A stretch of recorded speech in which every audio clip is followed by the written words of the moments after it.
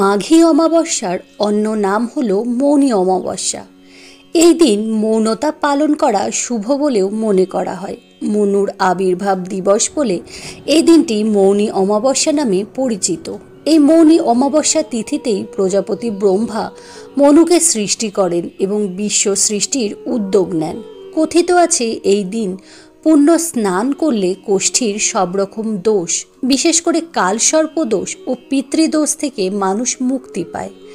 আজকে এই মৌনী অমাবস্যার পুণ্যতিথিতে শোনাবো মৌনী অমাবস্যার ব্রত কথা।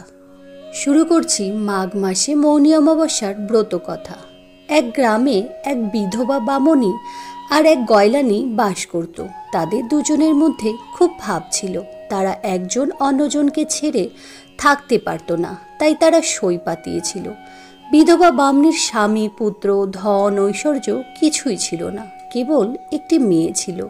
তবে গয়লানীর স্বামী, পুত্র, ধন, ঐশ্বর্য সবই ছিল। একদিন বিধবা বামনীর বাড়িতে একজন অতিথি ভিক্ষা চাইতে আসলে বামনীর মেয়েটি তাড়াতাড়ি এসে তাকে ভিক্ষা দিল।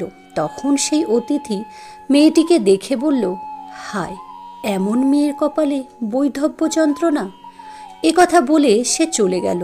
তখন মেয়েটি বাড়ির ভেতরে গিয়ে তার মাকে বলল, মা, অতিথি আমাকে কি বলে গেল আমি ঠিকমতো বুঝতে পারলাম না। মা বললেন, ভালো করে জিজ্ঞাসা করলি না কেন? এরপর যে দেশে আবার আসে আমাকে একটু বলিস। মেয়েটি বলল, কিছু জিজ্ঞাসা করার আগেই তো সে চলে গেল। দিন কতক পরে আবার সেই অতিথি ভিক্ষা নেবার জন্য সেই বাড়িতে এলো। সে আসতেই মেয়েটি মাকে গিয়ে বলল, মা, সেই অতিথি আবার এসেছে। বামনী তখন তাড়াতাড়ি ভালো করে সিঁধে সাজিয়ে মেয়ের হাতে দিয়ে পাঠিয়ে দিল আর নিজে সদর দরজার আড়ালে চুপ করে দাঁড়িয়ে রইল। মেয়ে যখন ভিক্ষে দিচ্ছে তখন সেই অতিথি আবার বলল, হায় ভগবান, তুমি এমন সুন্দর মেয়ের কপালে কেন বৈধব্য লিখলে? বামনী এই কথা শুনে কাঁদতে কাঁদতে অতিথির পায়ে এসে পড়ল। তখন অতিথি ব্যস্ত হয়ে জিজ্ঞাসা করল, মা, তুমি কাঁদছো কেন? বামনী বললেন, ঠাকুর, আপনি যে কথা বললেন সে কথা কি সত্যি হবে? অতিথি বললেন, হ্যাঁ মা, সত্যি হবে। বাসুর ঘরে এর স্বামী হঠাৎ মারা যাবে। বামনী তখন আরও কাঁদতে কাঁদতে বলল, ঠাকুর, আপনি যখন ওর কপাল দেখে বৈধব্য যোগের কথা জানতে পেরেছেন তখন এর প্রতিকারের উপায় আপনার জানা আছে। দয়া করে আপনি আমাকে তা বলে দিন।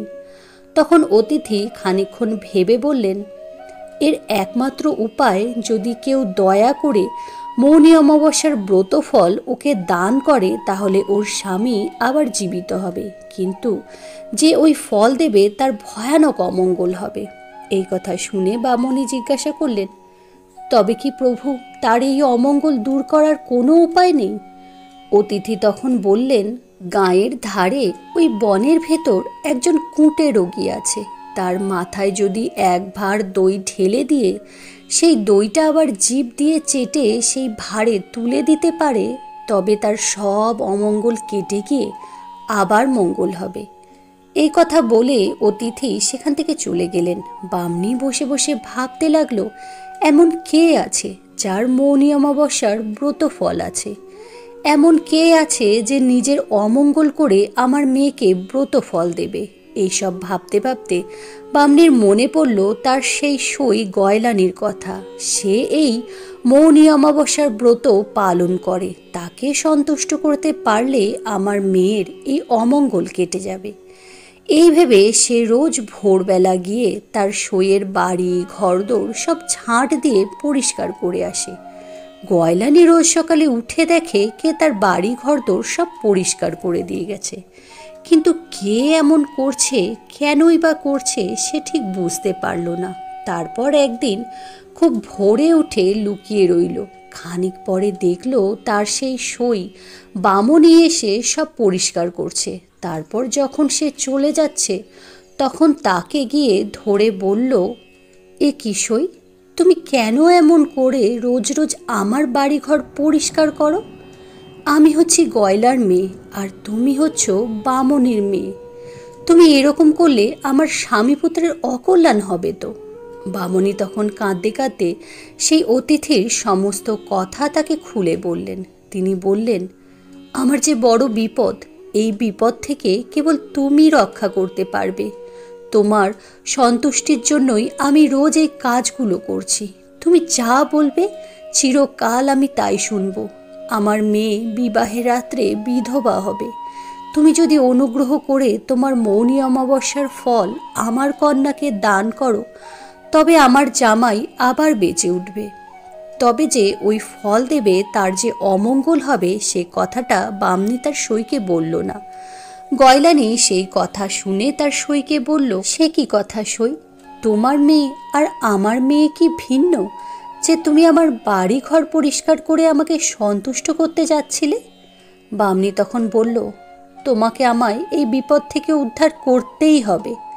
গয়লানি তাতে রাজি হলো। বামনী মনের আনন্দে ঘরে ফিরে গেল। ক্রমে তার মেয়ে বড় হলো। চারিদিক থেকে খুঁজে পেতে বামনী একটি মনের মতন পাত্র ঠিক করে মেয়ের সঙ্গে বিবাহ দিল। কিন্তু ভবিষ্যৎবাণী অনুযায়ী বিয়ের রাত্রেই জামাই হঠাৎ মারা গেল। বাড়িতে সবাই কান্নাকাটি শুরু করে দিল। কিন্তু বামনী এর প্রতিকারের কথা জানত, তাই সে ছুটে গিয়ে গয়লানির কাছ থেকে মৌনী অমাবস্যার ফল এনে জামাইয়ের মুখে দিতেই সে বেঁচে উঠল। তারপর নির্বিঘ্নে বিয়ে থা মিটে গেলে যে যার বাড়ি গিয়ে শুয়ে পড়ল। গয়লানি তার পরদিন সকালবেলা উঠে দেখে তার স্বামী পুত্র মরে গেছে। টাকা কড়ি সব উধাও হয়ে গেছে। তাই দেখে গয়লানি কাঁদতে কাঁদতে তার সইকে গিয়ে বলল, সই, আমার সব শেষ হয়ে গেছে। তুমি আমায় এই বিপদ থেকে রক্ষা করো। বামনী তখন তাকে সান্ত্বনা দিয়ে বলল, সই, তুমি কেঁদো না, আবার সবাই বেঁচে উঠবে। এখনই তুমি আমার সঙ্গে এক ভাঁড় দই নিয়ে ওই বনের ভেতর চলো। গয়লানি তাড়াতাড়ি এক ভাঁড় দই নিয়ে বনের ভেতর গেল। বামনী সেখানে গিয়ে দেখল গাছতলায় একটি কুটে রোগী বসে আছে। বামনী গয়লানিকে বলল, ওর মাথায় সব দইটা ঢেলে দিয়ে জিভে করে চেটে আবার ভাঁড়ে তুলে রাখো।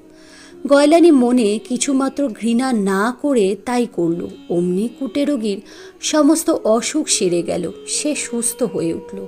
তখন সেই কুটে রোগী বললেন, আমি তোমাদের বারব্রতে বিশ্বাস আছে কি না পরীক্ষা করার জন্য এরকম ছলনা করেছি। তোমাদের ভক্তি কত দূর তাই পরীক্ষা করছিলাম। তোমার মৌনী অমাবস্যার ব্রত ফলে তোমার স্বামী পুত্র বেঁচে উঠেছে। তোমার ধন ঐশ্বর্য যেমন ছিল তেমনই রয়েছে। আমি সেই ব্রতের ফলদাতা নারায়ণ। তখন বামনী আর গয়লানি দুজনে বামনের পায়ে লুটিয়ে পড়ল। তখন তিনি শঙ্খচক্র গদা পদ্ম ধরে চতুর্ভুজ মূর্তিতে তাদের দুজনকে দেখা দিয়ে বললেন, ধর্মে মতি রেখো, দিনান্তে একবার আমাকে ডেকো আর ভক্তি করে বারব্রত করো, তাহলে আর কখনো কোনো কষ্ট থাকবে না। এই বলেই তিনি অন্তর্ধান হলেন। এরপর দুই সই বাড়ি ফিরে এলো। গয়লানি দেখল তার যেমন সংসার তেমনি আছে। বাড়িতে যাওয়া মাত্র ছেলেমেয়েরা সবাই বলল, মা কোথায় গিয়েছিলে? গয়লানি তখন সমস্ত কথা সবাইকে বললে সবাই খুব আশ্চর্য হয়ে গেল। তখন তারা চারিদিকে মৌনী অমাবস্যার মহত্ব প্রচার করতে লাগলেন। সেই থেকেই দেশে দেশে মৌনী অমাবস্যার ব্রত কথা ছড়িয়ে পড়ল। গয়লানি আর বামনী দুজনে কিছুকাল সুখে কাটিয়ে যে যার ছেলে মেয়েদের ব্রতের কথা শিখিয়ে দিয়ে স্বর্গে চলে গেলেন। তাদের ছেলে মেয়েরা ব্রত প্রচার করতে লাগলেন। মৌনী অমাবস্যার ব্রত কথা এখানেই সমাপ্ত হলো। আজকে এই মৌনী অমাবস্যার ব্রত কথাটি আপনাদের কেমন লাগলো তা অবশ্যই জানাবেন। সকলে ভালো থাকবেন। নমস্কার।